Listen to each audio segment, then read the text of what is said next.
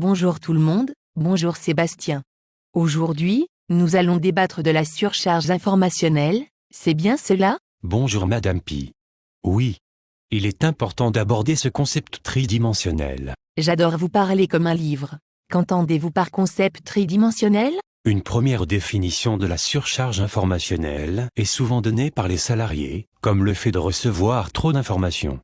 Schenck en 1998 parle de brouillard informationnel. D'accord, mais quelles sont les trois dimensions de ce brouillard informationnel? Meyer en 1963 identifie la surcharge d'informations comme source de stress chez les employés, productrice de dysfonctionnements opérationnels et de perte d'efficacité. Sébastien, ces recherches, pour intéressantes qu'elles soient, datent d'une époque où l'informatisation des entreprises était très en retrait par rapport à ce qu'elle est aujourd'hui.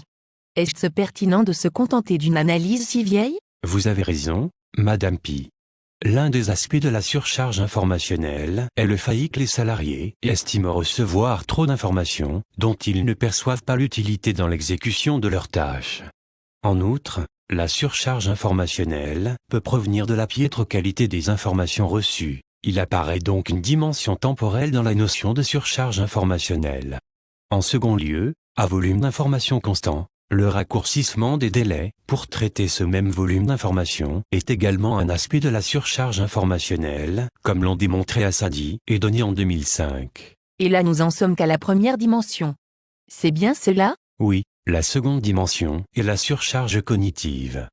Pour faire face au volume d'informations, mais aussi à sa complexité croissante, multiplicité des sources, informations faiblement structurées et peu agrégées, les individus et les organisations s'appuient sur leurs capacités cognitives, qui sont forcément limitées. Même si on apprend à apprendre? Pas tout à fait. La généralisation des outils de traitement de l'information dans le travail quotidien des salariés conduit ceux-ci à consacrer une part importante de leur temps à la manutention de l'information. D'accord, d'où une perception d'un débordement ou une saturation cognitive. Dans les entreprises, la surcharge est directement liée à la notion de maîtrise du temps et au fait que l'éthique contribue à augmenter le temps de traitement de l'information au détriment des activités liées à l'exercice du métier. C'est bien cela? Exactement, Madame Pi. Et la troisième dimension? La surcharge communicationnelle. Ce phénomène de surcharge est accentué par les effets de superposition des différents médias de communication observés.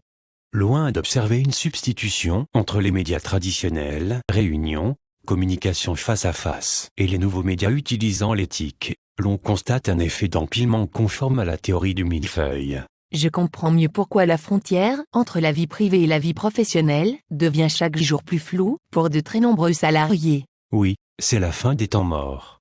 Grâce aux technologies mobiles, ceux-ci profitent des temps morts, attente, transport, embouteillage, pour traiter leur courrier électronique, lire des documents électroniques, communiquer avec leurs collaborateurs.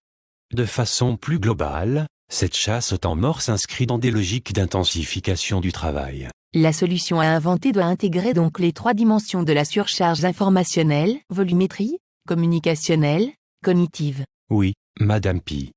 Sans oublier les effets temporels, l'urgence, et des variables modératrices, comme les caractéristiques des individus et des caractéristiques organisationnelles.